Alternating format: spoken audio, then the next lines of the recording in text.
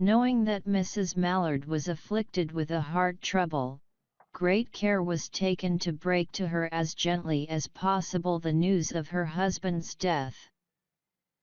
It was her sister Josephine who told her, in broken sentences, veiled hints that revealed in half-concealing. Her husband's friend Richards was there, too, near her. It was he who had been in the newspaper office when intelligence of the railroad disaster was received, with Brentley Mallard's name leading the list of killed. He had only taken the time to assure himself of its truth by a second telegram, and had hastened to forestall any less careful, less tender friend in bearing the sad message. She did not hear the story as many women have heard the same, with a paralyzed inability to accept its significance. She wept at once, with sudden, wild abandonment, in her sister's arms. When the storm of grief had spent itself, she went away to her room alone. She would have no one follow her. There stood, facing the open window, a comfortable, roomy armchair. Into this she sank, pressed down by a physical exhaustion that haunted her body and seemed to reach into her soul. She could see in the open square before her house the tops of trees that were all aquiver with the new spring life. The delicious breath of rain was in the air. In the street below a peddler was crying his wares. The notes of a distant song which someone was singing reached her faintly, and countless sparrows were twittering in the eaves. There were patches of blue sky showing here and there through the clouds that had met and piled one above the other in the west facing her window. She sat with her head thrown back upon the cushion of the chair, quite motionless, except when a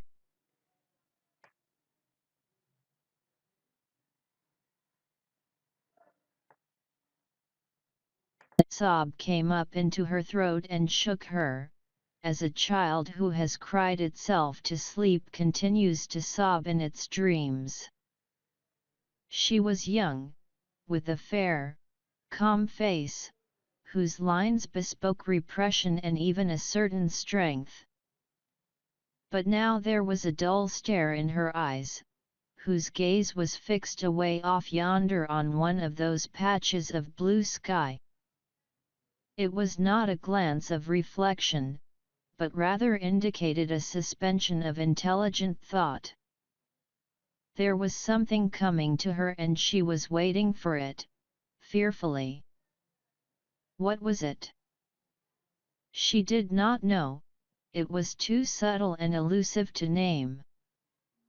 But she felt it, creeping out of the sky, reaching toward her through the sounds, the scents, the color that filled the air.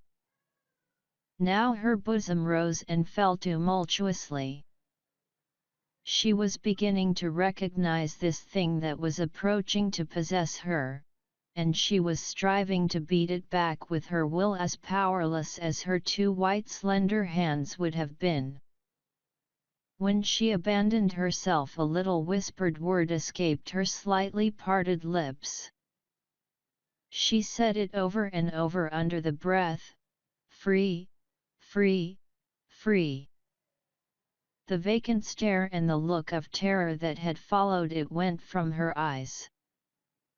They stayed keen and bright. Her pulses beat fast, and the coursing blood warmed and relaxed every inch of her body. She did not stop to ask if it were or were not a monstrous joy that held her.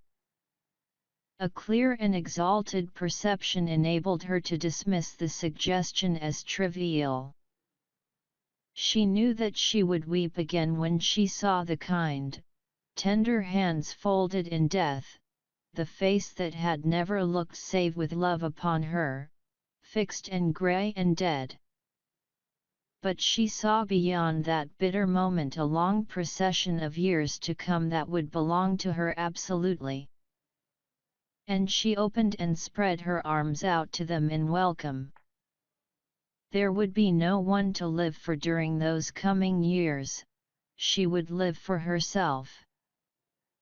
There would be no powerful will bending hers in that blind persistence with which men and women believe they have a right to impose a private will upon a fellow creature. A kind intention or a cruel intention made the act seem no less a crime as she looked upon it in that brief moment of illumination. And yet she had loved him sometimes. Often she had not. What did it matter?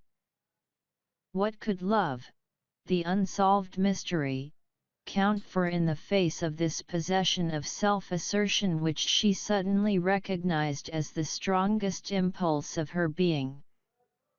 Free. Body and soul free, she kept whispering. Josephine was kneeling before the closed door with her lips to the keyhole, imploring for admission. Louise, open the door. I beg, open the door, you will make yourself ill. What are you doing, Louise? For heaven's sake open the door. Go away. I am not making myself ill. No, she was drinking in a very elixir of life through that open window. Her fancy was running riot along those days ahead of her. Spring days, and summer days, and all sorts of days that would be her own. She breathed a quick prayer that life might be long. It was only yesterday she had thought with a shudder that life might be long. She arose at length and opened the door to her sister's importunities. There was a feverish triumph in her eyes, and she carried herself unwittingly like a goddess of victory. She clasped her sister's waist, and together they descended the stairs. Richard stood waiting for them at the bottom. Someone was opening the front door with a latch key. It was Brently Mallard who entered, a little travel-stained, composedly carrying his gripsack and umbrella. He had been far from the scene of the accident, and did not even know there had been one.